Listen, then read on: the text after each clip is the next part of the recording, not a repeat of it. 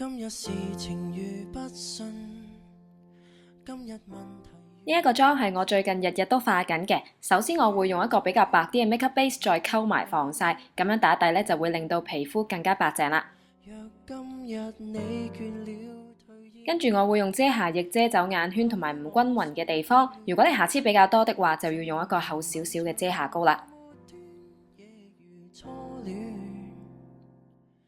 搽咗上去之後，就用無名指好輕力咁樣印開。如果太大力，就會捽散晒啲遮瑕膏噶啦。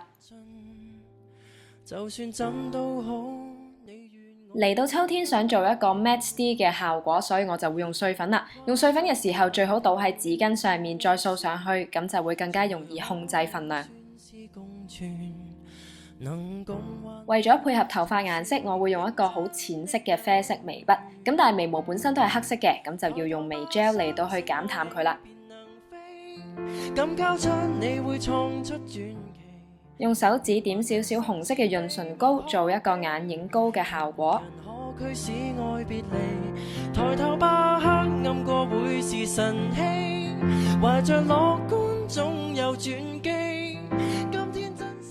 再用一個偏紅嘅啡色蓋喺剛才嘅眼影膏或者係唇膏上面。去到眼尾點少少閃爍啲嘅銀色眼影。用紅色嘅眼影好容易會令到對眼有浮腫嘅錯覺，用返黑色嘅眼線就可以減低呢個情況啦。胭脂搽喺眼肚嘅下方，搽埋 mascara 就完成眼妝啦。成個妝嘅重點，我想落喺一個酒紅色上面，先用剛才嘅紅色唇膏打底，再搽一個酒紅色做漸變效果。可以的話，我都會盡量避免用捲髮器嚟做一個自然嘅髮型效果。搽少少髮尾油喺髮尾嗰度，跟住咧就向外扭，紮一條簡單嘅馬尾，又或者丸子頭，最後戴上你中意嘅髮飾就完成啦。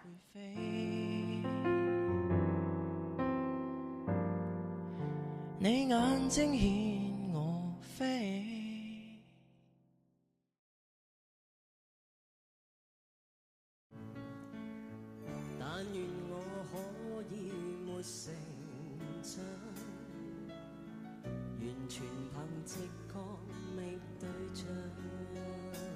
Hello， 大家好。咁經過2個星期嘅沉澱啦，其實我覺得而家都係一個幾合適嘅時機去講下我呢段時間嘅一啲感受同埋學習嘅。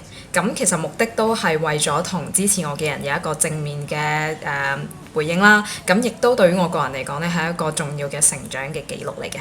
咁首先其實喺毫無預警嘅情況之下，我超過10幾年前嘅事被公開呢。咁的而且確我係感到措手不及嘅。而喺成件事入面，我自己覺得係最難過嘅係令到我有好多支持我嘅人可能已經好失望。咁但係亦都好好彩嘅係咧，其實喺呢啲事發生嘅時候，係講緊好多年前嘅時候啦。咁我屋企人當然去清楚呢件事啦，亦都喺我身邊一路陪伴住我啦。而我先生其實喺我喺拍拖嘅最初期、最早期嘅時候，我都好坦白，我同佢講關於所有我嘅事嘅。咁所以好好彩係我哋嘅關係或者係任何嘢都冇受到影響，而且我亦都要好多謝佢哋嘅，係一路以嚟佢嘅愛啦、接受啦同埋體諒啦，咁對於我嚟講亦都係最重要嘅事嚟咯。咁不論係講緊10年前、10幾年前，又或者係今時今日，喺唔同嘅時段，我都有唔同嘅學習啦，同埋得着嘅。咁亦都因為咁，我有好大嘅成長咯。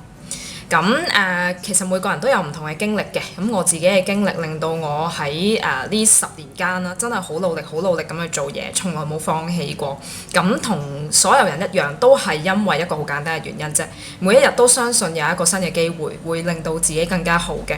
每一個人都喺度揾緊，聽日我會唔會好啲呢？會唔會有一個更加好嘅自己呢？好想成為一個更加好嘅自己咯。